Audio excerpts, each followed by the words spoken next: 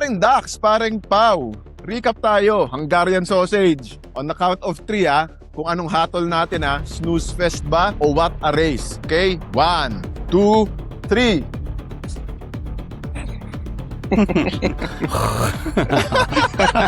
Snooze fest, no? Ito na naman tayo. Nakakadalawang snooze fest na. Ayan At least na naman. consistent pre. Wala naman masyadong nangyari kasi nung Hungarian Grand Prix I mean, first lap, may mga nangyaring kaganapan. May magandang overtake si Oscar nung simula. Tapos for the next 20 laps, hindi na nagbago yung order. Ba't ganun? Kahit si Kimi, hindi man lang nakaka-overtake 20 laps. Normal ba yun sa Mercedes? Kasi sa Hungaroring, ang tawag ng mga fans dito, Monaco without the walls. Without walls, di ba? Sabi nila. Kasi masikip yung track din, di ba? Masikip, maigsi. Oh, Ang daming corners din. kulang sa straights para makapag-overtake. Parang ganun. Oo. Kasi parang parada Ang tagal 20 laps, hindi nagbabago yung order. Unusual yun di ba? Sa mga normal na racetrack. Dito sa Hungaroring, kung sino talaga yung nag-pole, mataas yung chance na manalo sa race. Kahit nga yung mga mabibilis na mga kotse, kapag nasundan mo yung isang mabagal na kotse, hirap kang maka-overtake. Sinasabi nga ni Lewis Hamilton, di ba? Max is so slow. Oo, di ba? Tapos yung mga mababagal, kumbaga ang bilis na na-catch up ng mga nasa harap, di ba? Tapos hindi rin sila, apparent na hindi sila makausad, hindi nila ma-overtaken basta-basta. Kaya nga, nangyari na naman yung, di ba, lumawak na naman yung gaps ng mga naglalabanan. Kaya nga, from P8, di ba, plus 1 lap.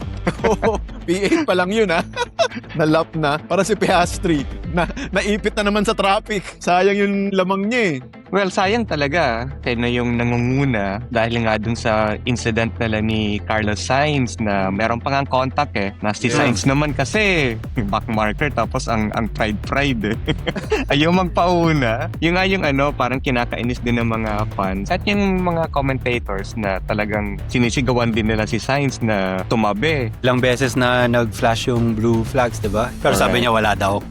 Sabi niya parang wala daw. Sabi nga ni Toto Wolff, ano ba tong mga nasa pit wall ng mga ibang teams? Parang mga Teletubbies. Wala ka nung pakialam no? Nung nag-start, ano nangyari kay Diva George? Yung daw niya, anti-stall. Ano nangyayari pag ganun?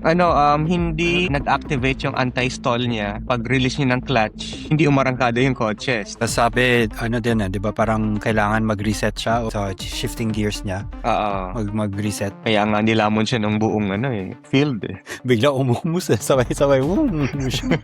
Kala ko pa atras yung takbo niya no? Naging back marker? Gulat na gulat siguro si Checo na parang, uy, ba't si Russell yung sinusundan ko? May Mercedes dito sa likod naliligaw.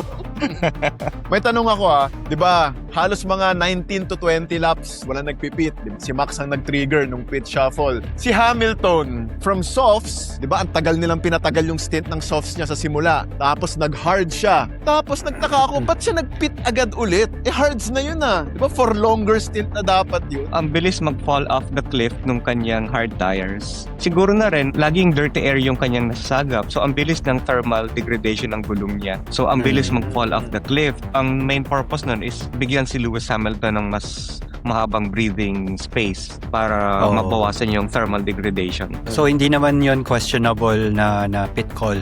Hindi naman. Kasi bumabagal na rin talaga yung pace ni Lewis. Pero yung pit na yun yung nag-cause ng series of events, diba? ng mishaps niya. May chance siya mag-podium ulit nun Oo nga, sayang. Tapos yung sa kanila ni Kimi, anong nangyari doon? Ba't sila pinagpalit? Nag-uunahan sila sa pit exit? Kasi yung rule under the VSC, Virtual Safety Car, kung sino yung mauna dun sa white line, yung point na pwede ka nang umarangkada after mong lumabas ng pit lane, siya yung pwedeng mauna.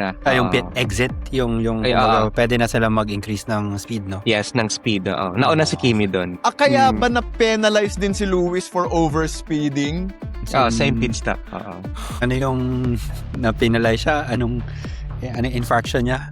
0.1. Oh my. So overshoot lang siya ng 0.1. 80.1 yung speed niya sa pit lane.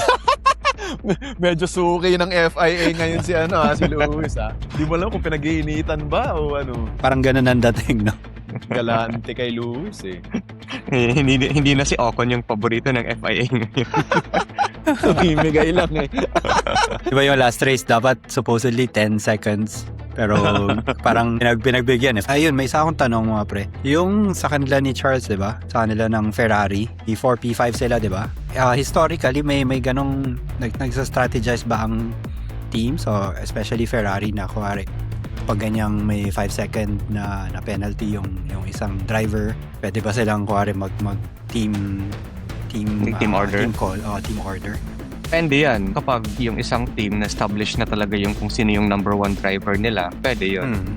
Pero kasi sa kaso ni na Lewis Hamilton and then Charles, parehong tinuturing na number one driver ng Ferrari yan. Siguro kaya hindi sila pinagpalit ng pwesto. Kasi 'di ba, may mga insidente na rin na sinasabi ni Charles na I'm faster than Lewis. Ayaw ng Ferrari mag-team order, 'di ba? Kasi as it sounds, pero yung reason nila it's racing, 'di ba? Usual na dahilan nila para hindi mag-give in sa team orders, so it's racing. Si Mang Max, buong weekend, reklamo ng reklamo. Pero dinala sa podium yung kotse, ha? Oy, grabe yan, di ba?